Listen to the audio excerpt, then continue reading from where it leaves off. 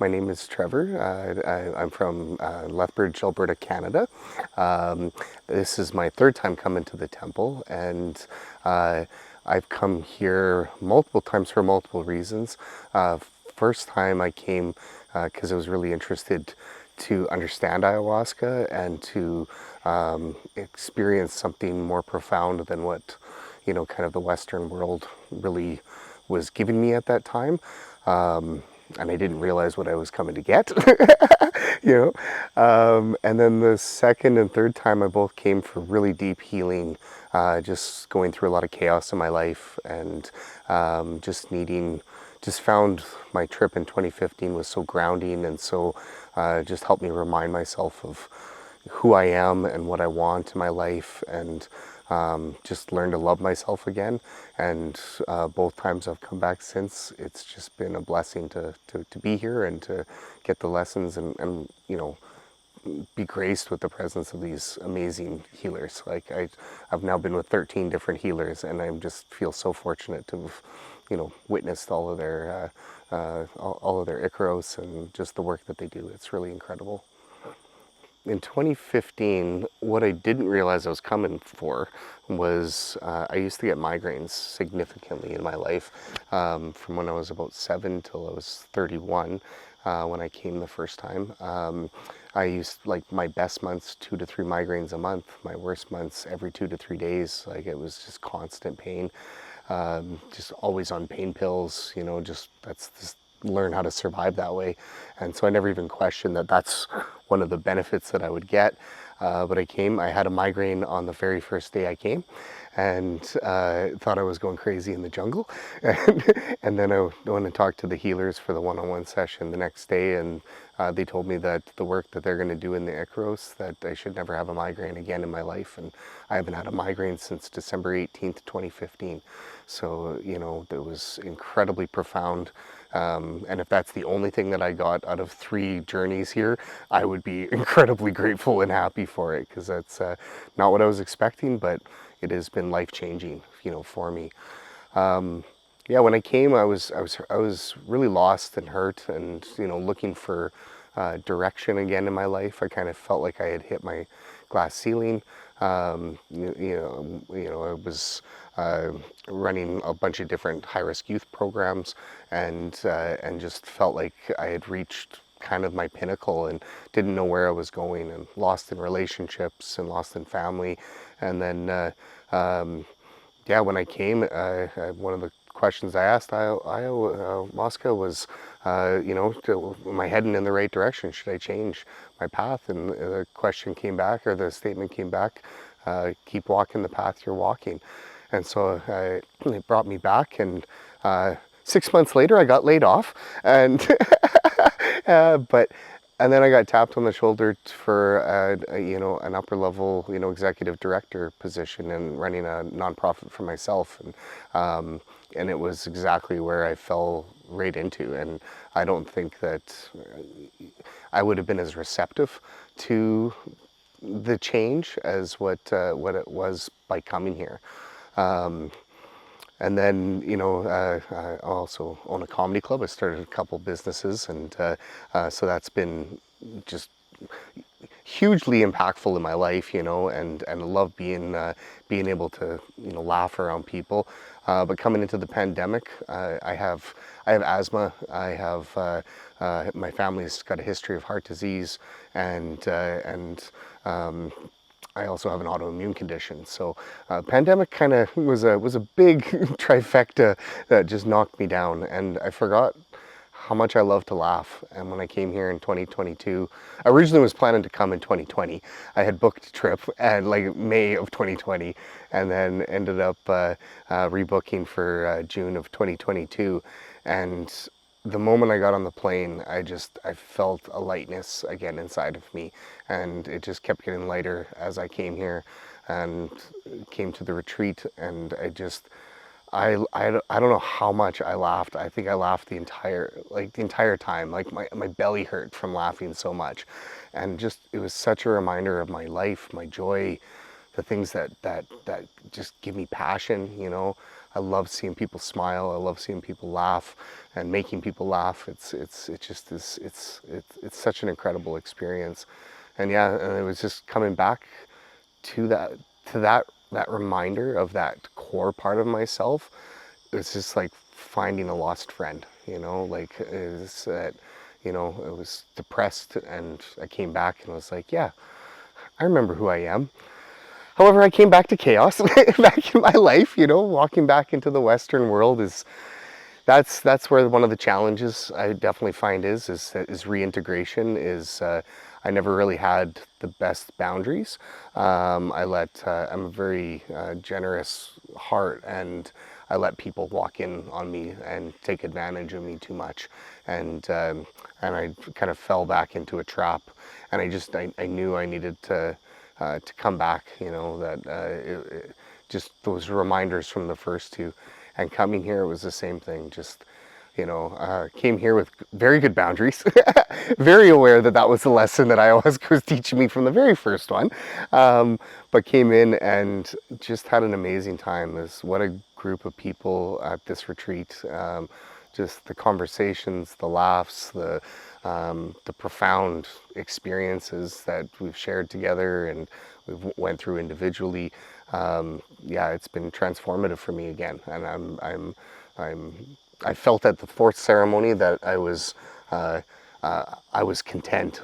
You know, I felt content, and I just kept on reminding myself just how grateful I was that I still had 2 more ceremonies to go, and that there's so much more to explore with ayahuasca. And just, yeah, again, the work with the healers, like, I just can't sing their praises enough. You know, it's humbling, you know, to be around them and to hear their wisdom that's just rooted in the earth and their deeper understanding of the human psyche and experience. It's profound. And then when I did the research, I was just so impressed with the balance. You know, there was a strong focus on both masculine and feminine. You know, there was the connection, the sister relationship with a nonprofit. I love that, and the sustainability, and that part of the work of the temples feeds, you know, the work of the Chakuni Institute. I love that, you know, just the all-inclusive aspect of this place, you know, like from the food. As everyone's gotten to know, I love to eat. And I'd come here just for the food. I love it. It's so good. And the fresh fruit, oh my God, it's so delicious. It was a more rustic experience the first time, you know, composting toilets and, you know, in the tambos. And I had one of the rougher tambos at the time. But still, like, you know, it was such an amazing place. Like, I was so drawn to it. And then when I came back in 2022, what I really saw was how much the temple and its staff care about the place and keep wanting to reinvest in it, both financially, like, you know, with all the upgrades, like, you know, to go from composting toilets to, you know, your own sinks and toilets inside of your tambos, to now having, you know, seeing that they're installing showers, you know, individual showers into each tambo. Just this constant reinvestment to just make this place that much more, you know, you just see the love of the place, you know,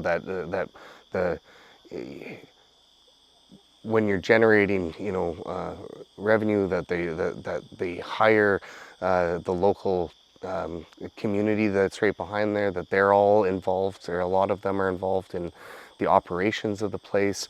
Watching the Maloka evolve, you know, like, that's been something cool. Like, I was shocked this time to watch the center pole walk in and the center pole is gone, you know, and to see this new structure that they had built. It's just like, you know, just constantly redefining.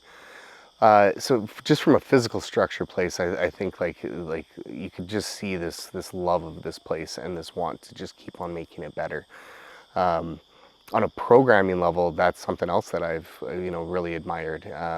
Just the change from a little bit more of like I said, like more of a rustic experience. We had 5 healers on my first one, to honing it down to 4 healers, which I really liked, going down from 7 to 6 ceremonies.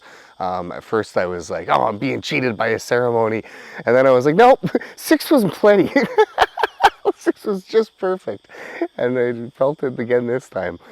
But just even to see him from the facilitators, like just the processing, the learning from all of these experiences, learning from group after group, and just making it more efficient, more effective, profound in it, without having to be long sessions, like really allowing people a strong balance between group dynamics and individual relationships, and time to relax and be in introspection, peace. That's one thing that I probably came here for, that I never realized how much I miss, is just the peace of this place.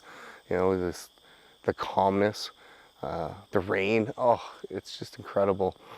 But yeah, just to watch this evolution from a mental, emotional, physical growth, all the way from over almost 10 years now. It's really cool to see how much it's evolved. This is such an amazing place. I can't express my gratitude enough for the fact that it exists in the first place. That Matthew had this vision and acted on it, and has made this place into something that calls to many people. Actually, one thing that when I came, because I worked in a very human-centered, and I live in a religious area of my country, I was a little bit skeptical about talking about it. So I never told anybody. I said, oh, I'm going down to the jungle of Peru. I never told them that I was going to, enjoy or experience ayahuasca. But in one of my first ceremonies, ayahuasca came to me and just said, don't be afraid to share your experience, talk about it to the Western world. And so I came back, and one of the first questions I got asked was, hey, I hear that they drink this, psychedelic brew, and do you know anything about that? I'm like, that's why I was there. And it's just opened up this incredible dialogue with people, and just what has amazed me is how many people, there's not the fear that I expected, or there's not the apprehension or the resistance. There's been an inquisitive nature to it, like people really interested, and especially because I can talk from the migraine aspect, like that's such a key one, that from a physical pain, psychological, whatever it was that was impacting my life for so long, to be able to describe how much of an impact that had on me, to now 9 years later to not get any migraines. It's really profound. But I've even come to the point that after my last one, we have 3 Rotary clubs in my community, and all 3 of them asked me to come and present in front of all of their groups, and I do guest presentations in university, a couple different classes about it. So I've really just been open to share my experience, and it's been really incredible just how many people they just want to know more, and they're very curious. So I hope that through my sharing, that it draws other people that are interested, that feel called, to come to ayahuasca and to come spend some time in the jungle, that they take advantage of what this place really is. It's just a blessing to be here. Temple of the Way of Light is home. Like, it's not my home base, but it's home. Like, I feel drawn here, and it feels right to be here. I feel at peace here. So it definitely feels like home, and peaceful is what the 2 words that I would put for what I believe the temple is for me.